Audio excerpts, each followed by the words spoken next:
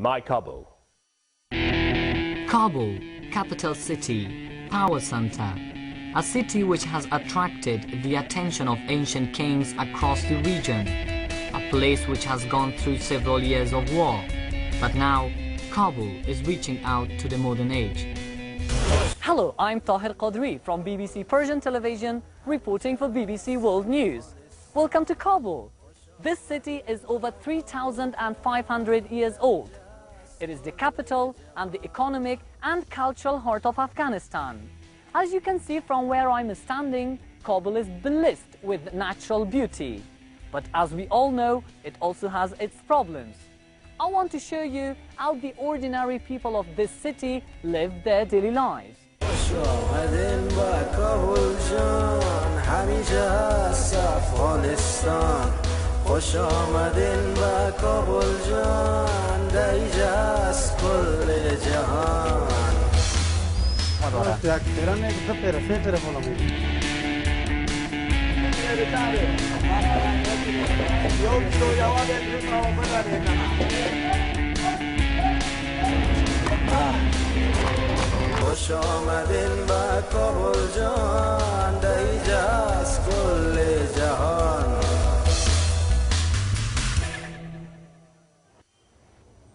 I have come back here to my hometown to look beyond the fighting and the politics and to meet some of Kabul's ordinary residents. 60 years ago, Kabul had a population of 200,000. Today, almost 4 million people are squeezed into the city. Fitting them in is a struggle. The sewage system cannot cope, and according to government figures, at least 3,000 people die every year as a result of poor sanitation. As the population has swelled, so has the traffic. Every day, more than 500,000 cars choke Kabul's narrow streets. جان چرا سرکای تو بر ازدحام است و بند است؟ یا کگان مهمانشان یا وزیر کسمه از یا بودم وزیر تیر میشه سرکا بند میشه. یعنی فکر که وزارت سرک خارجه بند است مکمل سرکا بند است. I start my journey in the old town of Kabul, where the Afghan civilization was born.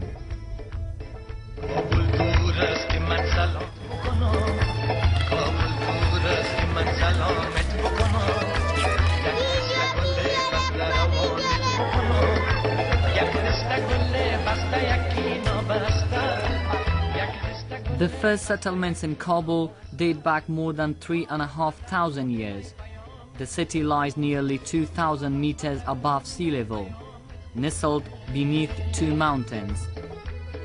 The city's architecture is a glorious mix of influences from Central Asia, India and Persia.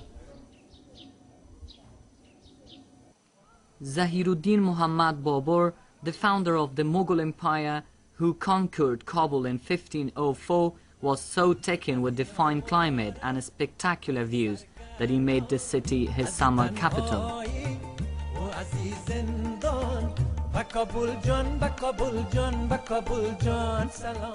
In the Middle Ages, Kabul was surrounded by thick defensive walls with 7 doors built into them. Anyone coming or going would have to pass through these doors. I meet Abdul Wase, an engineer who is overseeing the construction work in the old town. بفهمین که اصلا کابل دو چیز از نگاه جغرافیا تعریف میکنه.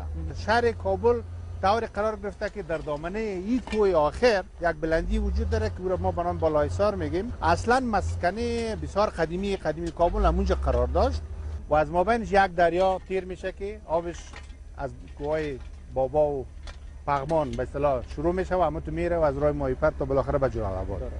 فلهذا یک مکان بسیار خوبی برای زندگی همیشه بوده. فصل بهارش مثلا خوشایند، فصل تابستانش گرم نیست، فصل خزانش پر رنگ و زمستانش همیشه پر برق بوده. Many of the houses in old Kabul are at least 200 years old. Walking through these narrow streets, it feels as if nothing has changed for centuries. Decorative architecture is one of the key features. You can still see some of it in the better preserved houses.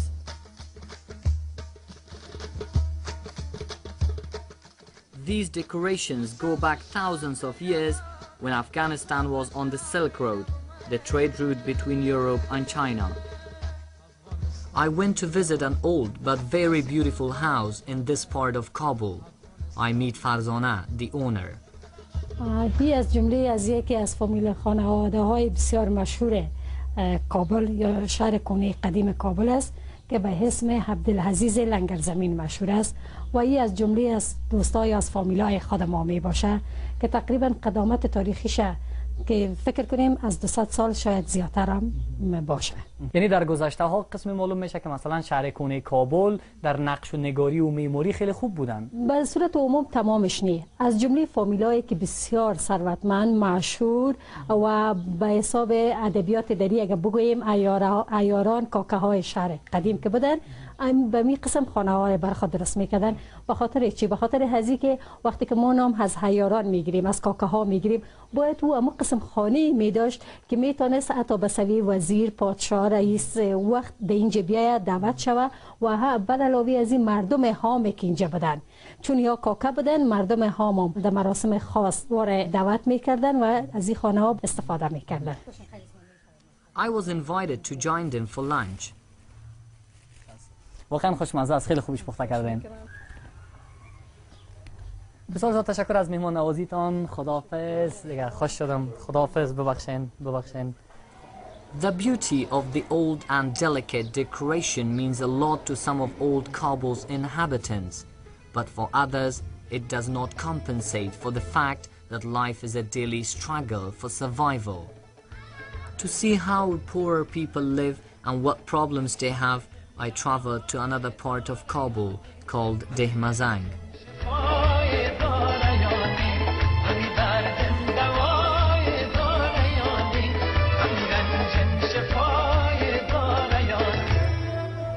Over the last decade, millions of dollars of foreign aid has poured into Afghanistan, but it does not appear to have reached many parts of the city. This district is just 2 kilometers from the center, but has no sewage, no running water and no rubbish collection. Street children are everywhere. In fact, this is one of the main problems all over Afghanistan. Young children tout for work to make some money for their families.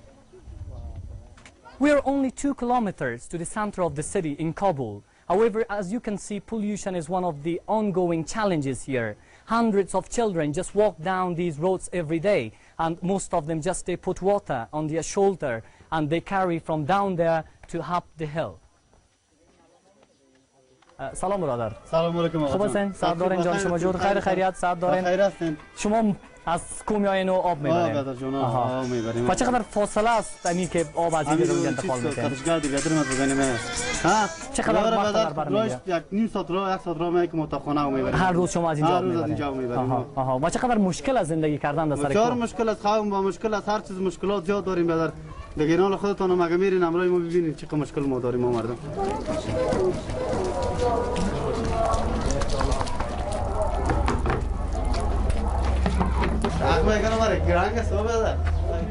اینو سعی که بسیار ولست در کوچه‌ها بسیار کو در کل منطقه کوچی کلان است. مختار جان گفتی چقدر در بر میگیره که تا خانه برسید؟ نیم ساعت. مشکلات مردم است. یا اون سینی مرداری کلش تاثیر است. اگه باشه گندگی مرداری باشه. نه چند کیلو راستی چی آید بشکای؟ 16 کیلو. هر کدام 16 کیلو. یعنی تو در واقع 32 کیلو را تا سر کو میبری برای نیم ساعت. هر روز هم ادامه داره. هر روز یک پیران یک دو پیر سه پیر بالا میگیره. مختار جان میشه یک ببینم چقدر است وزنش. یک فقط امتحانش کنم. اندازش مونده. اگر نتونستم پس بهتون غیر که نتونستم من خواستم پیش. اما تو بگیرم؟ اینا تو بگیش. اما تو؟ اوکی بیا بریم. I had a go, but the containers were far too heavy.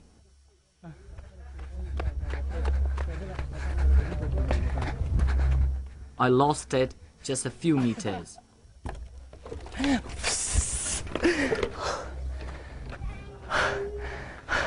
این فکر نمیکنی که خیلی مشکل است نمیفهم کدام راه دیگه پیدا نمیشه که مشکل است بر ما دیشه دیگه چاره نیست مجبور هستیم که بالا کنیم.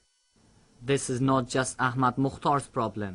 Almost 1/5 of Kabul's population live in houses perched on steep hillsides. چقدر راه مونده مختار جان دیگه خانه تان؟ خانه بالا رو می‌بینید. کدام؟ اونم صفحه کسی نمو خانه زده راهش دور از دیگه امکاناتش نیست که شما بالا شوید. برای شما کدام مشکل میشه؟ موفق باشی مختار جان. خداحافظ بدار. تکلیفتان وقتی که برام اومد. خداحافظ.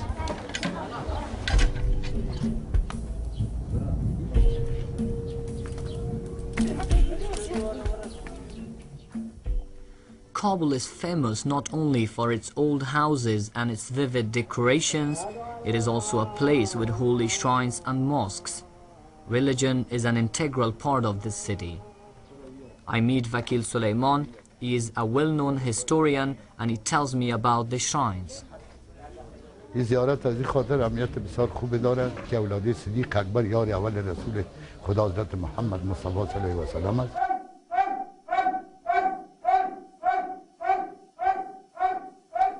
و این چقدر اهمیت داره این مکان مذهبی و تاریخی در کابل قدیم؟ اینطوری احمد داره پدر که بعد از جابر و جبیر، کسی جابر میگه، جابر نیست، جبیر است و در تمیم انصار دفن است. بعد از او این آمدن در شهر کابل کنده دین اسلام جبیر صاحب آورد که تمیم صاحب که اونا در وقت زنبورک شاه که در دیوال گور شده بود، دیوالای سر کوی شیر دروازه و زنبیلک شاه زنده بود، اینا را به شهادت 3500 اصحاب پیغمبر در شهدای صالحین مدفون هستند و اینا که آمدن بعد از اونا دین اسلام اینجا آمد، یا آمدن اینجا خوششان آمد و اینجا ماندن، اینجا دفن شدن که به نام ضامن کابل حضرت عاشقان عارفان مسماست و هر مسافری که در شهر کابل درآید به برکت خدا و یه اصحابای پیغمبر گشنه نمیمانه.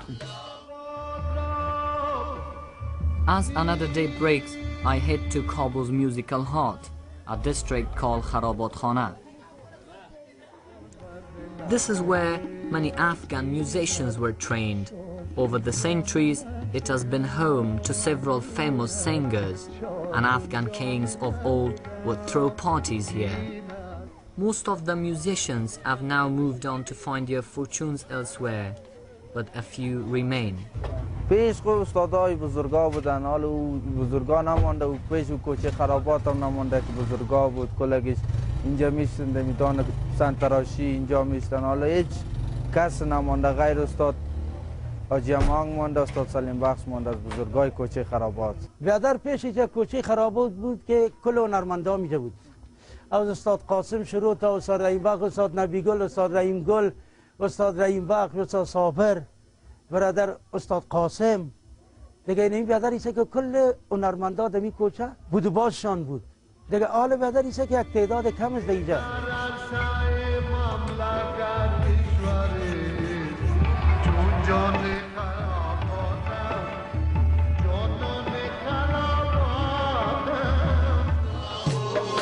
Music also played its part in Kabul's religious traditions.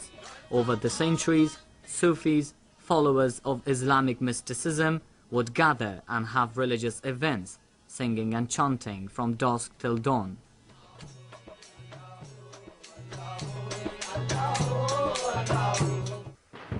But by 1992, everything had changed. The Soviet Union, which had invaded in 1979, had withdrawn its forces, and Afghanistan plunged into a vicious civil war. Over the next 4 years, more than 50,000 Kabulis lost their lives. By 1996, the Taliban were in control, and music was forbidden. The Taliban attacked cinema too.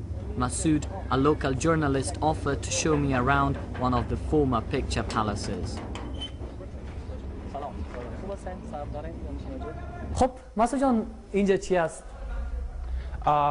اینجا خب در اصل سینما است، ولی واقعا خجالت آور است ما ایره بگوییم سینما است، یعنی بجز نامش دیگه هیچ چیزی نمانده، یعنی فقط نامش سینما بیسات مانده و ولی در اصل یک مخروبه است که من یک گدام تجارتی ازش استفاده میشه. این در سال 1320 تأسیس شد و دومین سینمای کابل بود، یعنی حدود 60 سال پیش تأسیس شد و بر اثر جنگ ها و اینا تخریب شده و حالا متاسفانه دولت به جای از اینکه ایراد نگهداری کنه به گدام تبدیل شده، گدام تجارتی و هیچ کس توجه نداره اصلا. مسعود جان سالون اصلی سینما اینجا بودن. مسعود جان سالون اصلی سینما اینجا بودن. سالن اصلی سینما یا هال اصلی سینما می بوده. طبقه دوم سینما بالا است سکتور که میبینین، استیجش است که میبینین و نمونه از جنگ است، از 30 سال جنگ در افغانستان. یعنی در واقع مثلا اگر 60 سال پیش هم ایجاد شده باشه و تأسیس شده باشه، این سینمای خیلی بزرگی بوده در واقع، مثلا برای 60 سال پیش برای کابولیای خیلی قدیم. هرچند ندیدیم ولی ایرا میتونم ادعا کنم یک از بهترین سینما افغانستان بوده در دورانش. مسعود جان، فعلا وضعیت سینمای افغانستان چطور است؟ مثلا خودت چی زمانایی میری سینما؟ ما متاسفانه بگویم یا خوشبختانه در افغانستان تا هنوز اصلا سینما نرفتیم. اولین بار که سینما رفتم ما حدود 3 ماه پیش بود در هند، در دیلی. یعنی به این معنی است که در کابل سینما نبوده یا چرا؟ حدود 5-6 سینمای بسیار خوب است در کابل، ولی سینما متاسفانه بنابر نام بدی که در افغانستان پیدا کرده است. وزارت اطلاعات فرهنگ دولت هم در این راستا اقدام نکرده، اصلا نرفته مثلا سینما رو ببینه وضعیتش، یا حداقل اگر بازسازی شده مثلا سینمای آریانا بسیار سینمای خوب کابل است یا کلا افغانستان است که توسط دولت فرانسه بازسازی شد، ولی بازم اگر ما هرچند داخلش نرفتیم ولی تصاویری که دیدیم از داخلش و فیلم هایی که از داخلش دیدیم به یک مخروبه تبدیل شده، همون چوکی‌هاش پاره کردن و کندن و یک سینما رفتن بر فعلا تقریبا اگر جرم است در افغانستان. یعنی اگر فامیل ما خبر شوه یا مثلا که برادر خوردم رفته یا ما خودم رفتیم سینما، یعنی این تقریبا ناراحت میشن از ما که چرا سینما رفتی تو. یعنی ذهنیت در واقع مونده، یک ذهنیت منفی در بین خانواده ها و کلا جامعه وجود داره. In reality, now the lack of cinemas isn't what worries people here. Unemployment, poverty and poor living conditions are a much bigger problem for most people. یک نمونه از هزینه بالای زندگی در کابل برات نشون میدم. در قیمت گوشت کیلویی چند است؟ 240 روپیه که میشه حدوداً معادل $5. معادل $5 و $5 برای کسی که ماهانه حدود $50 درآمد ماهانه‌اش است، هر نفر $50 عاید داره. پس اگر ببینیم که $50 یعنی بسیار قیمت بالاست، یک کیلو گوشت مثلا $5 آدم نمیشه. یک چیزی که من براتون بگم، متاسفانه فامیلایی که حتی مامورین دولتی متاسفانه چون ماششان بسیار پایین است یا حقوقشان بسیار پایین است، حتی باور میکنن که اونا بارها شاکی بودن و شکایت کردن امیره که ما نمیتونیم در یک ماه مثلا میوه بخوریم. اینجا یعنی کسی است که ماه $50 درآمد داره یک نفر، ولی در اونجا کسایی است که روز $150-200 بسیار به مفت میتونه چی میکنه؟ میره مثلا به یک رستوران غذای زور میخوره. I said my goodbyes to the old town of Kabul and headed to Shahr-e-now, which literally means the new city. En route to Shahr-e-now, you can see things are starting to change, from buildings to cars and even what people are wearing. The new city of Kabul was built during the reign of Abdurrahman Khan in the mid-19th century.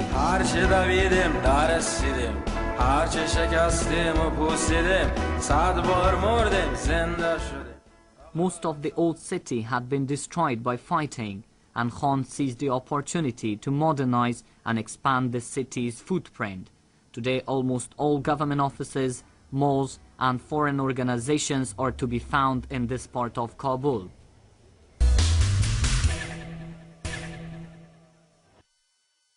I'm going to visit my childhood friend Mirwais, who lives in this housing estate.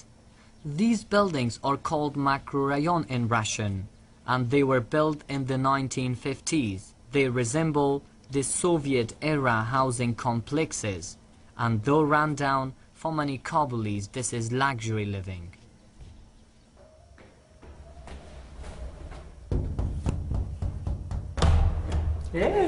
سلام. چیه ساعت داری آرام؟ خیر. تشکر. نمیگی بیا بالاخره. بفرما. چه حالی وایس جان؟ تشکر. خوش اومدی. تشکر. زنده باشی.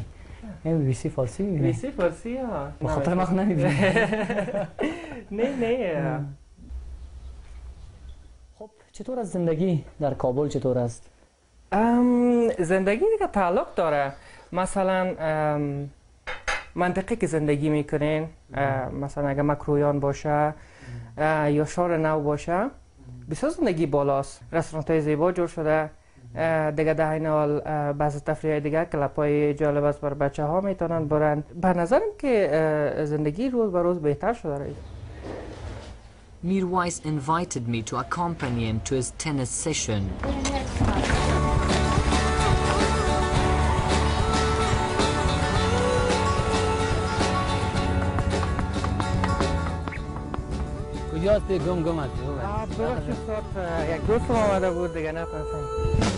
Sport is increasingly popular among the young of Afghanistan.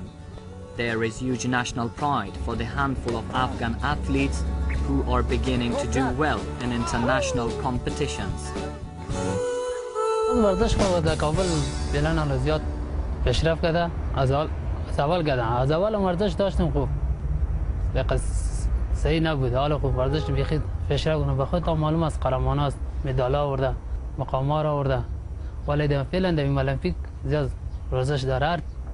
ورزش که میخواهید در المپیک بر حاضر میشه. This mountain is called Nader Khan's mountain. وایس میشه نشان بدید کابل کهنه کدام قسمت است و کابل جدید در کدام قسمت است؟ مثلا اگر ببینیم در امیجا مکمل کابل کهنه است، حتی تا اون طرف هم که میبینین پشت کو میتونیم که بگوییم کابل کهنه است. کابل جدید زیادتر در استقامت است. مثلا میبینین امیجا را تعمیرات بلنده از اونجا شروع میشه. اونجا شروع است تا اون طرف زیادتر میریم، بخاطر که بعداً باز قلعه فتح الله است، مثلا قلعه موسی است. پس جمع کابل نو میره. Many of these buildings have been constructed recently, mostly with foreign aid. But according to people here, a large proportion of the money meant for reconstruction has been embezzled. However, Afghans aren't keen to talk about this on camera. There is, though, an impressive amount of new construction underway in the new city. Mirwais tells me that Kabul is entering the digital era and it's easy to find the latest consumer technologies on sale here. Alongside the modern gadgets, Afghanistan's ancient rural traditions have a firm hold. Large numbers of people from the countryside have flooded into Kabul to escape the fighting. The influx of foreign aid is changing the face of the city.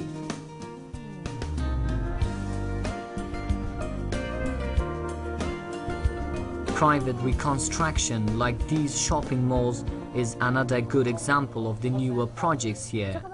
I asked some of the young locals how much freedom they have in Kabul. آزادی از نگاه چیز بسیار بالا شده، به خاطر مردم زیاد داره پشت مود و فیشن میگردن. دیگه ما هم خوش داریم یک ذره پاک باشیم، انتیک کلگی خوش داره. دیگه رامت است که آزادی هم به اوج خود رسیده. تا قدر زیاد آزادی هم برای شهر البته از این سرک برای چرا باید کلگی بازم 1980 زندگی بکنم. اتو اگر پس شهر-e-now در حدود کم اگر از $50-100 کسایی که ماش داشته باشه میان. زیادتر مردمای میان که اگه طبقه بلند هستن، کاروبار و بزنس صحیح دارن، میتونن اینجا شاپینگ کنن.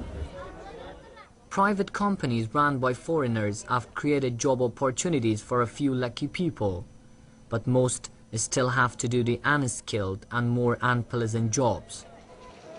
اقتصاد مردم خیلی پایین است. مثلا معاش ماهواره مثلا یک کارمند دولت شاید خیلی کم باشه. پس چه قسم از نرخ‌ها در اینجا؟ مثلا یک بلوز قیمتش چند است و در واقع خریداری یا کیا هستند بیشتر؟ کسایی که عاید بلندتر می داشته باشن میتونن در مغازه ها بیاین. البته خریدارها میتونیم بگوییم که مردمای محدودی هستند که مثلا در دفاتر کار میکنن، مثل ما بچه‌هایی که در دفاتر کار میکنن یا فامیلایی که از خارج آمدن یا است که بزنس پیشه هستن، اونا میتونن که اینجا بیاین و خریداری کنن. مثلا اگر که بگیریم یک بلوزی که عادی است اما با کیفیت عالی است، مثلا بلوزهای در پایان هم میتونیم پیدا کنیم، اما این قیمتش تقریبا از $20 خب بالا است. از $20 برای بلوزهای اینا پایین نیست. خب در مجموع قیمت ها رو میتونیم بگوییم که از بازار دیگه بسیار بلندتر است. But living in a luxurious part of town where Afghan government officials and foreign workers live also has its downside. Security is a real issue. مثلا باعث یک جوان وظیفه خوب دارم، زندگی خوب دارم، من نمیخوام از افغانستان برایم، بخاطر که زندگی رو من نمیتونم در کشور همسایه داشته باشم. اما آدم نمیتونه که ایرا پیش بین باشه که انتحاری میشن نمیشه، بخاطر که در پیشونی انتحاری نوشته نیست که او انتحار میکنه. خب نگران کننده است، اما بازم سر پلیس خود اعتبار داریم تا حدی بخاطر که در شهر کدام مبرایه زیاد کنترل است، موتورات چک میشن. خوب است، در این حال تشویش هم داریم.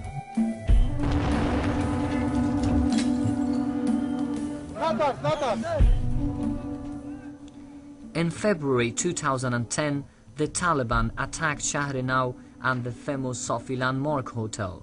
At least 17 people were killed. But while security is an issue for all Afghans, women have their own problems. Ancient religious beliefs run deep, and in some quarters, women's presence on the streets is frowned upon. But the shops still sell Western clothes, even if you can't see the women openly wearing them.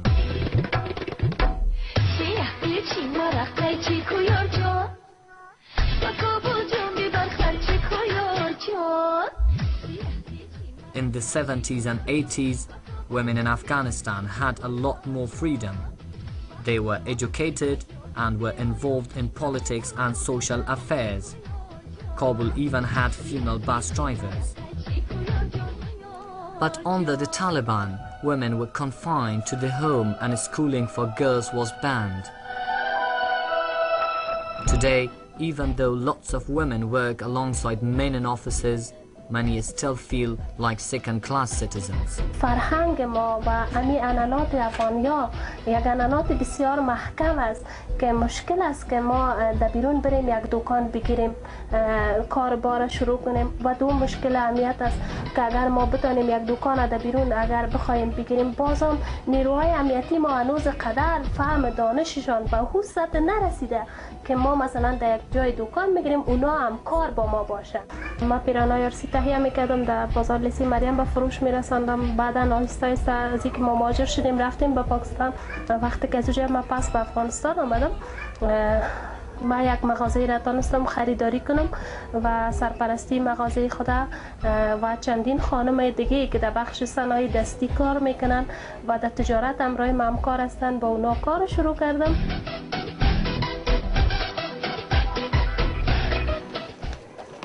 According to the Afghan Ministry of Education, 60% of people in Kabul are literate. Hundreds of schools have been built over the last few years. Nowadays, Kabul also has many private universities. It's not only civil freedom, but freedom of expression that has improved in this country. You can see hundreds of TV aerials around Kabul. Most of these TV stations are run by local influential people who often use the channels to promote their own political agendas. 20 years ago, Afghanistan had only one TV station. Under the Taliban, televisions were banned altogether. But today, there are more than 25 TV stations in Kabul alone. Tanya Kaihan is a correspondent for a private TV station in Kabul. این محیط را که می‌بینید ساختمان تلویزیون عزیزی است. آقای ریگستانی، علت اشغال افغانستان توسط شوروی سابق چی بود؟ وضعیت رسانه‌ها در کابل گفتم میتونم که از طی 8 ساله که گذشته تا به حال فکر میکنم بهتر شده. ظاهر شدن خانم‌ها در رسانه‌ها یک دستاورد بسیار زیاد بزرگ است به افغانستان. شاید قبل از 8 سال در افغانستان هیچ دختر نمیتونست که در روی پرده ظاهر شود و کار بکنه در رسانه ها. حتی نمیتونست که در عقب پرده کار کنن، چه خاصایی که اونا در تلویزیون ظاهر شوند. و خانواده تان از شما چقدر نگران است از حرفه‌ای را که شما پیش رو گرفتین؟ اول بسیار زیاد نگران بودن اونا. وقتی که من کار کردم در تلویزیون بعداً آهسته آهسته نگرانی از او کاسته شد، اما باز هم چون در یک محیط سنتی و قبیله‌ای ما زندگی میکنیم باز هم اونا ناراحت هستند از اینکه دخترشان در صحنه ظاهر میشه، بالاخره پرزنت میکنه نیوز یا یک برنامه سیاسی را پیش میبره. بزرگترین آرزوی من به کابل است که روز برسه که خانم‌های افغانستان در سراسر افغانستان در فضای امن و امنیت به سر ببرن، اونا بتونن به مکتب برون، اونا بتونن تحصیلات عالی خود را به پیش ببرن. The music scene has also improved in the last few years. Under the Taliban, Afghanistan was dubbed a silent country. Today it's a much more colorful place. The TV channels show plenty of music and entertainment programs. The music scene has also improved in the last few years. Under the Taliban, Afghanistan was dubbed a silent country. Today it's a much more colorful place. The TV channels show plenty of music and entertainment programs which attract a large audience.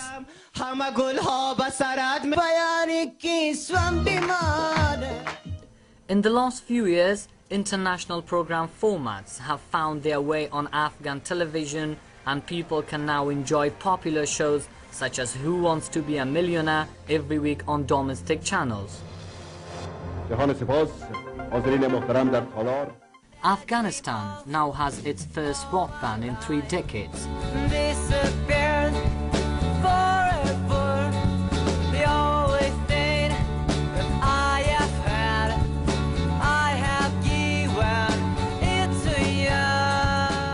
Even though they were all born in Afghanistan, the band only sing in English, as they say they want to convey a message of peace to the outside world.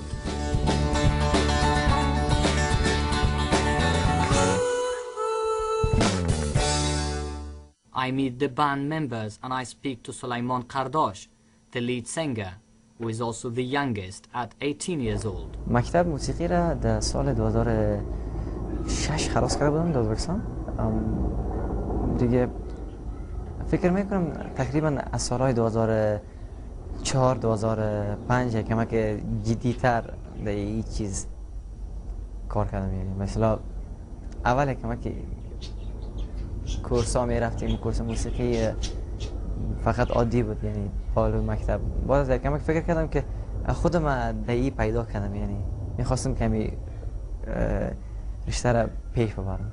گروه کابل دریمز چی وقت ایجاد شد و در واقع هدف اصلیش چی بود؟ گروه کابل دریمز ما در 2008 ماه دسامبر بود تقریبا. در مو وقت این گروه را تشکیل کردیم.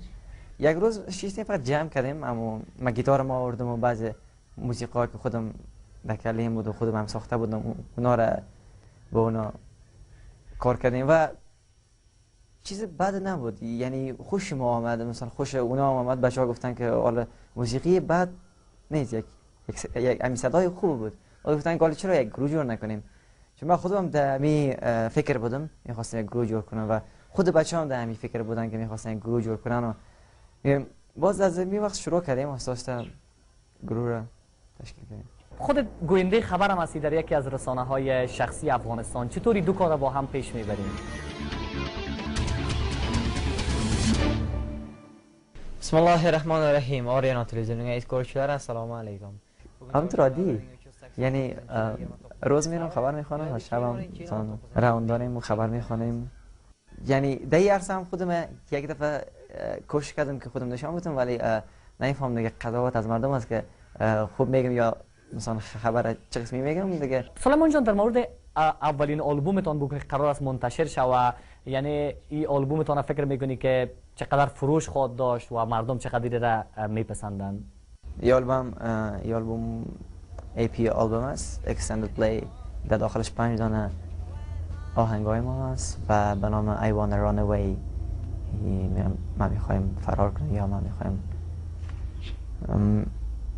مگه ما نمیخوایم فرار کنیم، فقط یک آهنگ است، چون دیگه هیچ چیز نیست. توقع زیاد داریم، یعنی از این آهنگ سر این آلبوم زیاد حساب میکنیم، یعنی چون ما بسیار زیاد تلاش کردیم، ثبت اینجا کردیم در استودیو وایس مایستر ما ثبت کردیم و همراه بچه‌ها خودم همین 3 نفر کل ما ثبت کردیم لایف. برای میکس آلبوم ما، میکس ماسترینگ همین آلبوم ما رفتم ازبکستان، چون قرار بود که اول کل گروه بره و از این مشکلات ها بود، مشکلات ویزا و ترانسپورت و مادی. یعنی ما کار کردیم، تلاش آخر ما را کردیم، یعنی توقع زیاد داریم. یعنی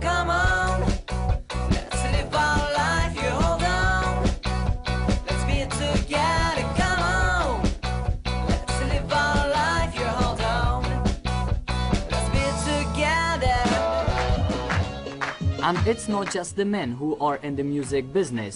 Women have also defied tradition and are making a living in the entertainment industry.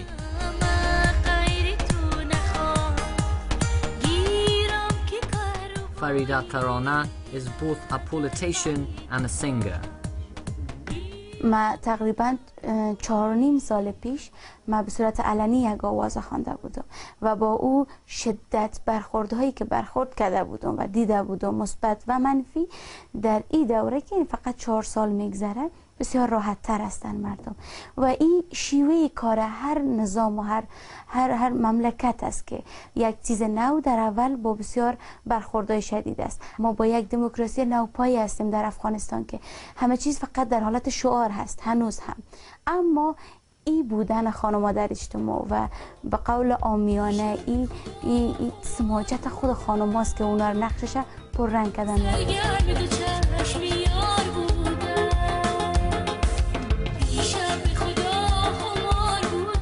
من میخوایم که این را ثابت بکنم که یک دختر افغان با او تحقیرهایی که در زمان طالبان میشد که حتی حق درس خواندن نداشت، با حفظ تمام کرامت‌ها و تمام او خواص دخترانگیش میتونه واقعا یک آدم موفق در اجتماع خودش باشه و بالخصوص به جهانیان که با یک دید دیگه برای افغانستان میدیدن. و من هنر سیاست از هم دور نمیبینم، بسیار نزدیک است و تا امروز بسیار موفق بودیم در جامعه‌ای که تا دیروز یک دختر حق نداشت آواز خود بکشه.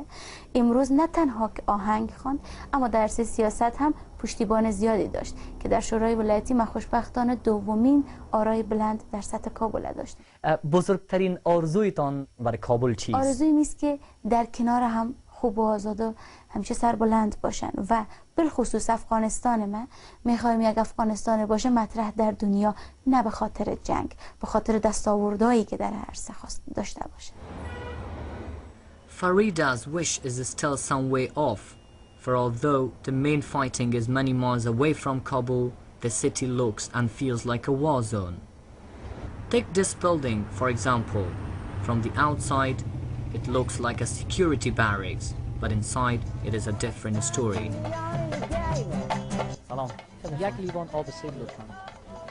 Most Afghans are prohibited from entering these buildings unless they hold a European or American passport. This is because of security issues. Kabul Health Club is one of the luxurious clubs in Kabul city where foreigners and few Afghans come to enjoy. However, in Kabul, there could be thousands of families who cannot afford these places. سلام. خوب هستین؟ سلام دارین؟ بخیر شما جور. ببخشید مزاحم کارتان داشته باشم. خوب هستین؟ سلام دارین؟ چی کارایی میکنین در اینجا؟ اینجا I have فارسی، انگلیسی که بزنم. فارسی. اینجا یک آرایشگاه دارم، اصلاح موی مردانه و زنانه، سپا تریتمنت، هیر تریتمنت. We have also مساج، اتاق مساج، اتاق فیشل است. اصلاح موی مردانه چند میگیرین مثلا؟ 500 افغانی. 500 افغانی که میشه $10. بله. و از خانم ها چقدر؟ از خانم ها تقریبا $30. 1,500 افغانی. فکر میکنی که اقتصاد مردم افغانستان به او حد است که او بتونند؟ میتونن. بله میتونن، به خاطر که من مراعاتا به امرای مردم افغانستان امو قیمت میگیرم. اگر میری هتل 5 ستاره زیاد میگیرم. شما خودتان از کجا هستین؟ من از فلسطین هستم. از فلسطین هستین و اینجا بودین افغانستان کار میکنین؟ اینجا کار میکنم.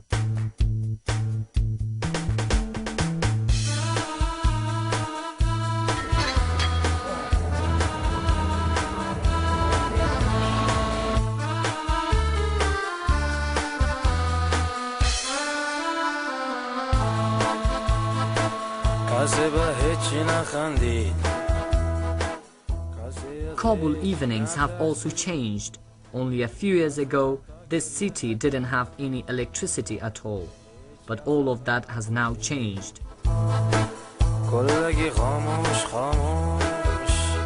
Especially here, this place is full of lights. And some people even call it the Las Vegas of Kabul. Today is a happy day. It is my cousin's wedding, and I'm his best man. But having an extravagant wedding party is far too expensive for most Afghans. You have to invite hundreds of people like this, and paying for the dowry is another large expense. مهرشان رسیده، دختر در کدام دیگه دادگی نیست. مسئولیت آینده به دوش شماست که کدام گپ سخن شد. درست است. حق به نکاحشان ابری خانم اجازه است. Traditionally, every groom has to have 3 parties like this. Each one can cost more than $10,000. از برای تن نقش خیش خواستیدش و قبولش کردی بزنید؟ Unfortunately, we can't film the women's party. Only very close male relatives are allowed in.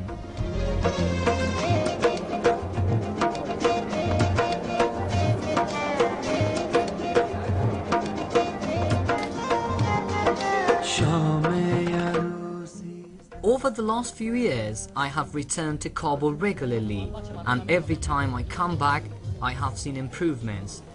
But what people need most now is security, which is much more important to them than food or welfare.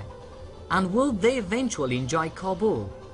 Everyone is hopeful, and so am I.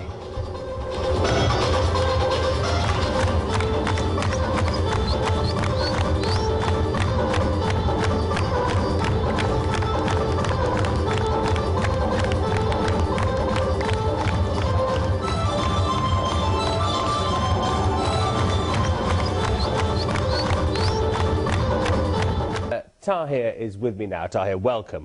Now, well, let's start there. That looked like hard work. Yeah, it did. It was so hard. This is your home city. How do you see it represented on the news channels? What do you recognise about your home city from the news? Well, I have been working with media for quite a long time now. When I was only a kid, and then every time I was just watching Afghanistan on news channels, I was not really happy with the pictures they show, because they just associate the name of Afghanistan with poverty, with fighting, with the street children, and then, with people, wearing turbans on the streets. However, the real picture of Afghanistan is not like that. So therefore, I always just wanted to do something different, to show a different picture. I mean, I don't want to really exaggerate, but just show the ordinary life of people. Well, give me an example. Give me an example of something you saw in Kabul that I won't get from watching the news channel. The whole film, actually. For example, I hang out with my friends. He goes to tennis club. He, for example, takes me to some shopping malls. We are just get the new brands, like like Zara or whatever. So, which is really, I mean, you can't believe that people might get. You're right. I would never see that on the news channels. But is he representative, your friend? Is he a privileged, middle-class, unusual friend? Well, not really. I mean, I haven't picked up unusual people in this film. Just I have gone on the streets and I have chosen the people who are actually living their, their normal lives. So he's not really unusual. I mean, you could say your film presents a positive view. Does that represent a mood that you sensed in Kabul? I would suggest that the mood of the city must be very troubled. Well, I mean, a country that has, encountered war for at least 3 decades, a country which has been completely destroyed. So whatever, any movement now is really positive. So what I have done in my film, I have just gone through the ordinary life of people. I have just, hanged around with people, and I have just, gone to their houses to see how they live. So therefore, I would believe that, the picture that I have shown in this film does represent today's Kabul's face, really. Certainly one side of it. And what about your biggest surprise? You've been living in the UK 3 years only. Here you are back to make a film. What was something that took you by surprise?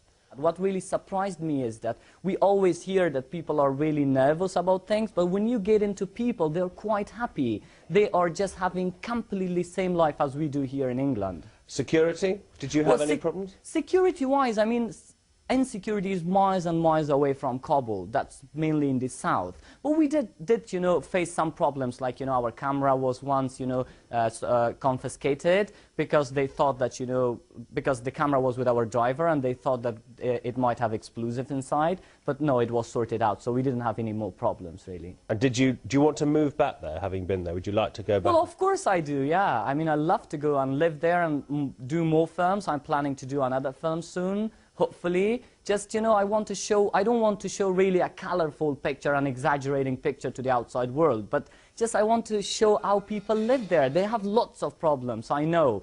There is poverty, people are struggling to work, there is unemployment, but on the other side of the wall, the people are living, they are living really peacefully. Tahir, thank you very much indeed. Thank you so much.